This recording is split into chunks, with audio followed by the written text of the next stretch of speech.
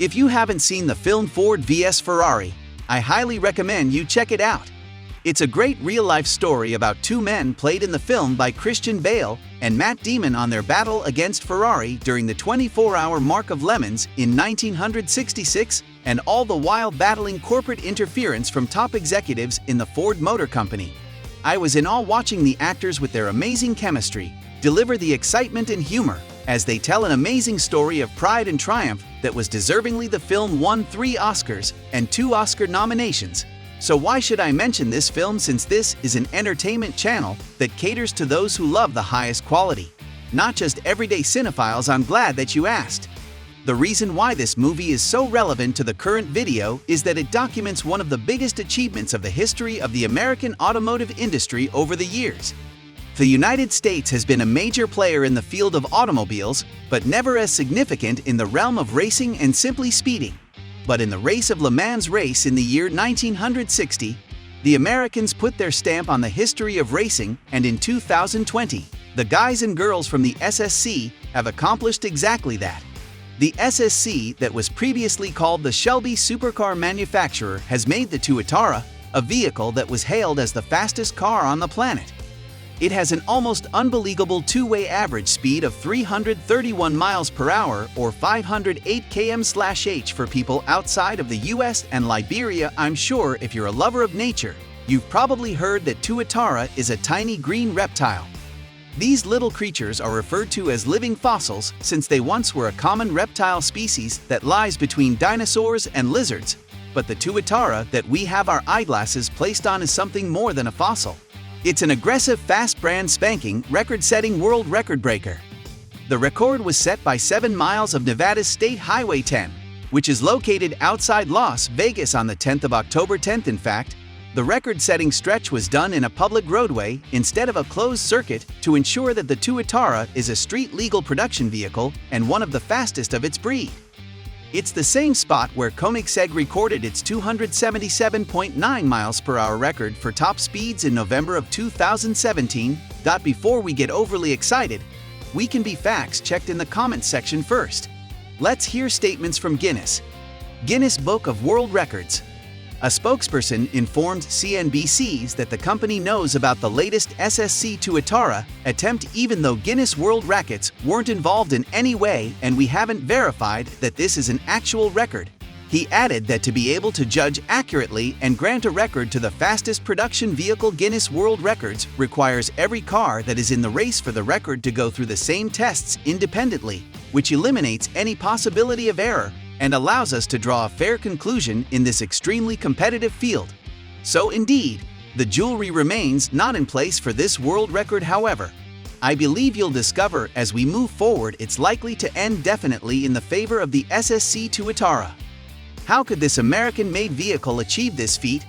Well, the SSC Tuatara is a hypercar that weighs 2,750 pounds, which is around 300 pounds lighter than the Honda Civic. This beast is powered by a 5.9 milliliters twin-turbo V8 that produces 1,750 horsepower. The engine was driven in both directions on the highway continuously, under the standards established in the Guinness World Records. This will ensure that any variations in wind resistance can be accounted for when determining the fastest vehicle in the world. We aren't interested in any shady business in the future when we throw out labels like World Record Tuatara, which achieved the speed of 301.07 miles per hour, as well as 331.15 mph. As we progress on our excitement over the finding of this mysterious, horseless carriage, it is important to keep in mind the difference between these two speeds. Jared Shelby, the chief executive officer and founder of SSC, assisted in the development of the requirements to establish the world's fastest production vehicle. As an additional note, Jared Shelby has no connection with Ken Shelby, as played as Matt Damon in the above film, even though they have many things in common and share does not likes for the American automotive industry.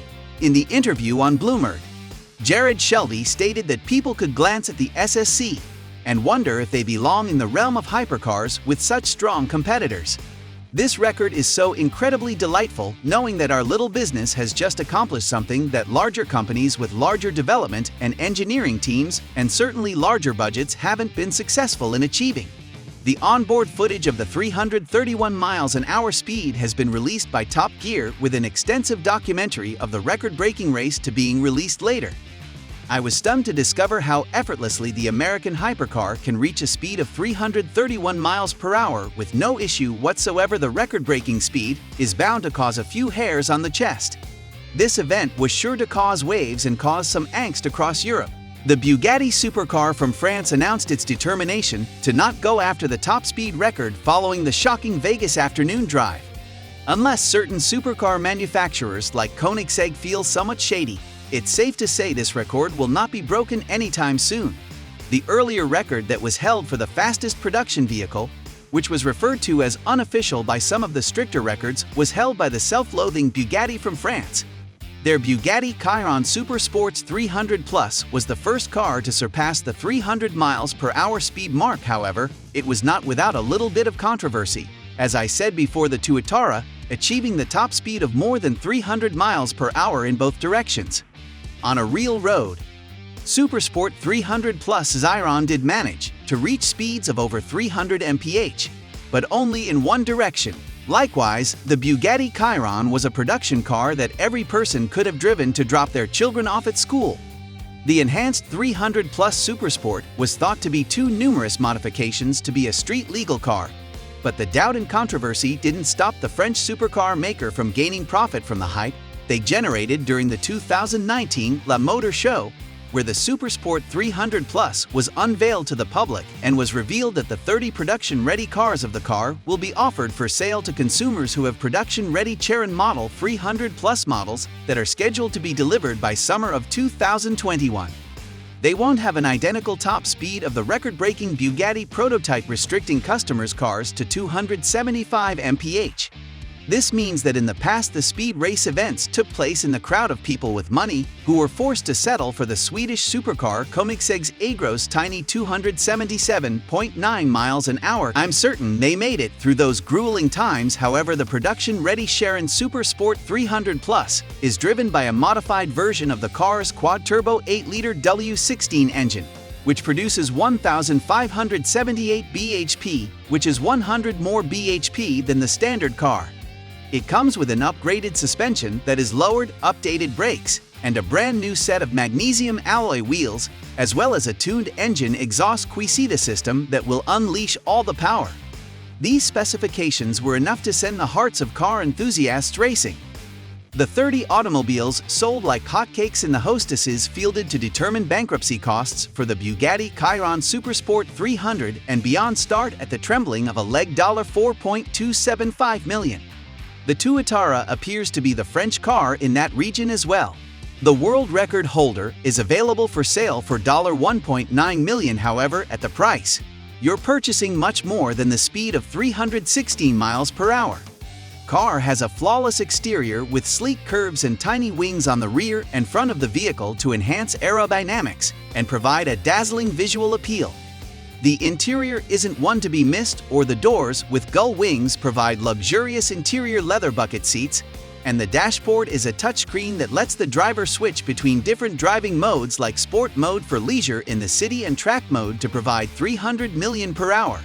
So, what we have left after this amazing journey into the world of supercars are two things.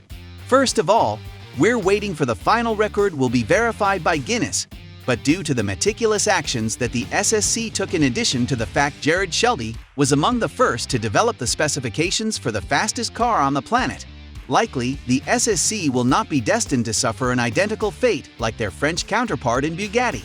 This leaves me with one last concern about the Tuatara. Where can I get one? Please let me know in the comment section which one you'd prefer, the Tuatara or Bugatti or Codex A. Thanks for watching, and if you enjoyed the video, be sure you like and subscribe, and you could turn off notifications for posts shortly if you'll allow me to. I'm off to have an oil change done for my Aston Martin. That's it for today's video. Please subscribe to the channel and press the notification bell so you will be notified whenever we will upload the video. Till then, take care of yourself. Bye-bye.